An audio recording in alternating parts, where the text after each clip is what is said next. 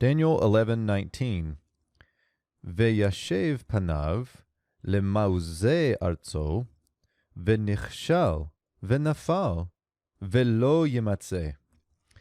So we begin here with this form that we saw in the previous verse. Now, what's interesting is in the previous verse, the BHS and manuscripts listed a marginal note with a caret that read seam again. This time, the BHS also has a text critical note on this form, but it says that the Geniza Cairo fragments of the Targums and also the Syriac use seam here. And I think that this time it is probably more of these versions and translations trying to retain this picture throughout 17, 18, and 19.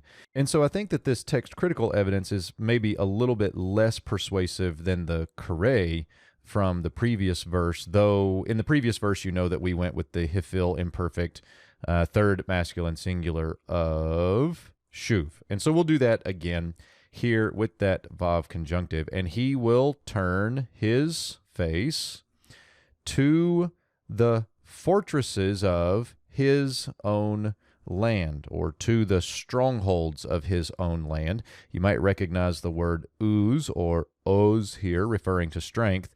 This mem preformative can give it the idea of the place of strength. Well, what is the place of strength? It is a stronghold or a fortress. So sometimes you can play vocabulary games like that. So here we get to the fortresses of his own land. So he will turn back after having been stopped. Then we get the vav consecutive now on the nifal perfect of kashal, and he will stumble. Vav consecutive, call perfect of nafal. Notice now the one nun is not in a silent schwa position. In this verbal form, it actually takes a vowel, so there's no nun assimilation, just looks straight up like my vocabulary card. And he will fall.